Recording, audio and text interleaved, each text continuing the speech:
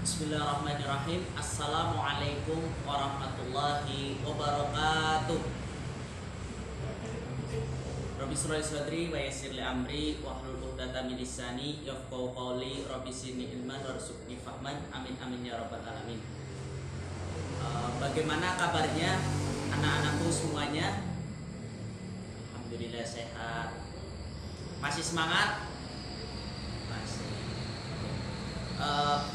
Mari kita sebelum melaksanakan atau melakukan proses pembelajaran pada hari ini, kita berdoa terlebih dahulu.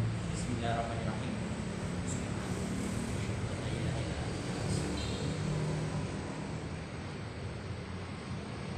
Ya, sebelum kita melakukan proses pembelajaran pada hari ini, Bapak absen terlebih dahulu ya. Muhammad Iskandar,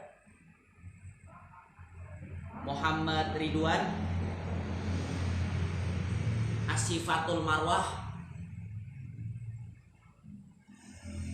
Nila. Oh ya, berangkat semua. Baik anak-anakku semuanya, pada hari ini kita akan melaksanakan pembelajaran terkait dengan materi teks negosiasi. Nah,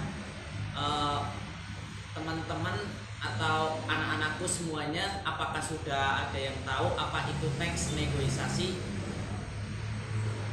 Oh ya, silakan.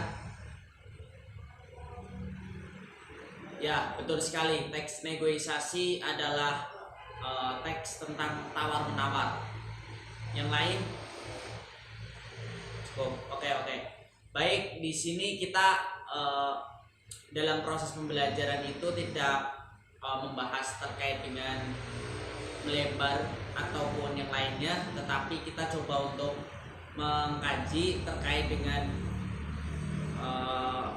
struktur atau isi dari teks negosiasi itu sendiri. Nah, jadi ada beberapa poin yang perlu kita perhatikan anak-anakku semuanya terkait dengan teks negosiasi atau struktur organisasi ataupun struktur teks negosiasi. Nah, yang pertama, di dalam teks negosiasi itu terdapat pengajuan, kemudian kedua penawaran, kemudian yang ketiga ada apa yang namanya kesepakatan gitu kan. Nah, jadi tiga hal tersebut itu suatu yang ada di dalam struktural teks negosiasi.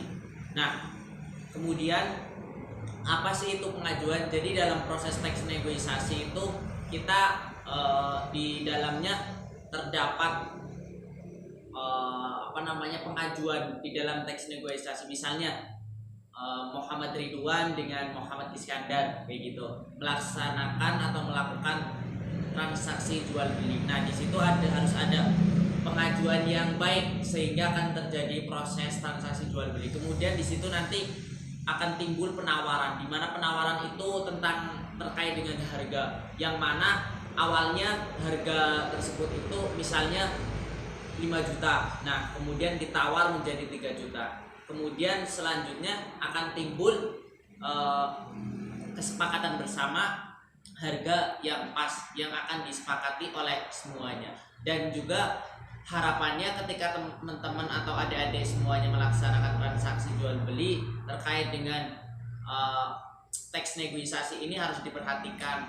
Jangan sampai nanti ketika melakukan transaksi jual beli ada yang dirugikan satu dengan yang lainnya. Nah, manfaat dari belajar teks negosiasi ini harapannya agar anak-anakku semuanya itu tahu bagaimana transaksi jual beli yang baik dan benar sesuai dengan kaidah syariat agama kita, atau memang tuntunan-tuntunan yang memang harus dilakukan di dalam transaksi jual beli.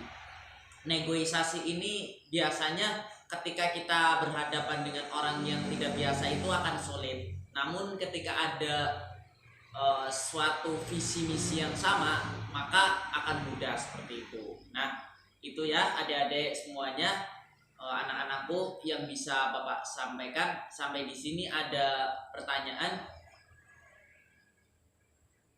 Cukup ya. Jadi yang Bapak sampaikan ini adalah ilmu yang memang lebih menekankan ke praktek, ke teknisnya, bukan hanya sekedar teori. Mungkin dari struktural teks negosiasi itu begitu banyak, namun untuk pertemuan pada hari ini kita mengkaji beberapa saja, yaitu tadi tentang pengajuan, penawaran, kemudian transaksinya itu sebagai kesepakatan itu yang baik itu yang sebagaimana kayak gitu. Cukup. Nah, mungkin itu yang bisa disampaikan oleh Bapak. Terima kasih anak-anakku semuanya. Mari kita tutup dengan bacaan doa kafaratul majelis secara bersama-sama. Subhanakallahumma wa bihamdika asyhadu an la ilaha illa anta astaghfiruka wa atubu ilaik. Terima kasih. Mungkin itu yang bisa Bapak sampaikan. Wassalamualaikum warahmatullahi wabarakatuh.